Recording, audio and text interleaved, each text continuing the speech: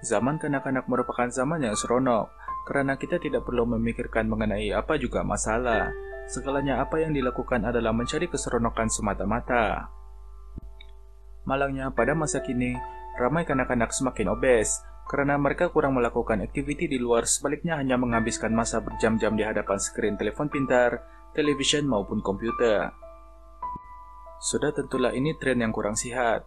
Malah statistik obesiti kanak-kanak seluruh dunia juga semakin membimbangkan. Namun, bagi kanak-kanak wanita di Mauritania, memiliki badan yang besar dilihat sebagai rahasia untuk mudah mendapat jodoh. Disebabkan itulah, sejak daripada kecil kanak-kanak wanita di negara tersebut akan melalui satu proses penggemukan, bagi memastikan mereka akan membesar dengan badan yang gemuk berisi. Kanak-kanak perempuan seawal umur 5 tahun diantar ke pusat penggemukan di Mauritania, di mana mereka akan dipaksa mengambil ribuan kalori setiap hari. Tradisi ini dikenali sebagai Leblu, program untuk kanak-kanak perempuan agar mereka mudah dapat mencari suami yang lebih baik di masa hadapan. Di negara kecil benua Afrika ini, wanita yang obesiti dan gemuk dianggap sangat seksi. Mauritania adalah pendapatan bagi sekitar 3,2 juta orang, dan sepertiga daripada populasi tersebut adalah orang Mor kuno, suku yang mengamalkan budaya Leblu. Apa sebenarnya Leblu ini? Pernahkah Anda mendengar mengenai makanan yang diberi nama foie gras? Ianya adalah lemak hati angsa. Untuk menghasilkannya, angsa-angsa ini akan diletakkan di kandang khas dan dipaksa makan secara banyak dalam tempo tertentu untuk menggemukkannya. Foie gras dianggap makanan mewah di Prancis. Perkara yang sama juga dilakukan dalam Leblu, di mana wanita-wanita yang lebih berumur akan memaksa kanak-kanak seawal 5 tahun untuk mengambil makanan tertentu. Selain Mauritania, ia juga masih diamalkan di beberapa negara Afrika Barat sehingga kini. Kebiasaannya, kanak-kanak ini akan dipaksa menghabiskan 2 kilo millet, yaitu sejenis bijirin, 2 cawan mentega, dan 5 galen susu unta. Sekiranya kanak-kanak perempuan itu enggan makan, mereka akan dipukul. Sekiranya mereka tidak dapat menelan makanan, mereka akan dipaksa makan muntah mereka sendiri. Walaupun dilihat kejam, mengapakah tradisi Leblu ini masih dijalankan sehingga kini? Ianya berpunca daripada kepercayaan masyarakat di sana itu sendiri. Di Mauritania, saiz wanita itu menunjukkan ruang mereka di hati suaminya. Seperti di banyak negara yang kurang maju, seorang istri adalah milik suaminya dan dengan demikian, dia adalah simbol kekayaan suaminya. Semakin gemuk si istri, semakin kaya suami. Proses penggemukan ini biasanya dilakukan pada musim cuti sekolah atau pada musim hujan ketika susu banyak. Kanak-kanak perempuan diantar ke satu tempat tanpa memahami sebabnya.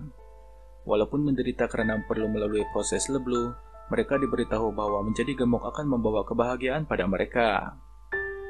Kanak-kanak yang diantar ke pusat penggemukan ini akan dikawal selia oleh beberapa orang matron, yaitu wanita berumur yang sudah berkawin. Selain memaksa kanak-kanak makan, mereka akan menggunakan tongkat yang mereka gulung di paha gadis-gadis untuk memecahkan tisu dan mempercepat prosesnya penggemukan.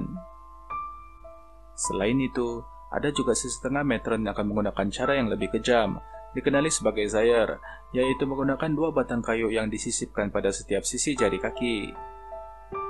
Apabila seorang kanak-kanak enggan minum atau makan, matron akan menggenggam kedua kayu itu bersama-sama, menyebabkan kesakitan yang sangat kepada kanak-kanak tersebut.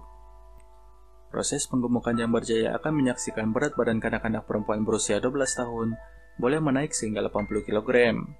Sekiranya gadis itu muntah, dia mesti meminum muntahnya. Pada usia 15 tahun, kanak-kanak itu akan kelihatan seperti sudah berusia 30 tahun dari segi fisikalnya. Tetapi pemikiran semacam ini nampaknya perlahan-lahan pernah hampir mati suatu ketika dahulu dengan bantuan kampanye kerajaan, pendidikan, dan pengaruh barat. 10 tahun yang lalu, sebelum rampasan kuasa tentara junta, kerajaan pernah menjalankan kampanye mengenai bahaya penyakit kardiovaskular dan diabetes. Kerajaan juga secara lantang mengutuk budaya penggemukan kanak-kanak ini. Ramai orang Mauritania kelas pertengahan dengan populasi yang dianggarkan berjumlah 3 juta mendakwa amalan penggemukan kanak-kanak tidak lagi ada.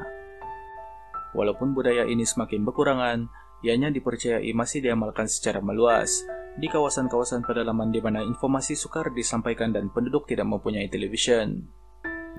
Di kawasan-kawasan bandar, mereka sudah terdedah dengan rancangan televisyen dari luar yang mengubah persepsi mereka bahwa kecantikan juga boleh dicapai dengan memiliki tubuh badan yang sehat, sama seperti tubuh badan pelakon dan model yang dipaparkan di televisyen. Organisasi dan NGO antarbangsa juga semakin tertarik dengan apa yang mereka lihat sebagai amalan budaya yang pelik dan berbahaya ini.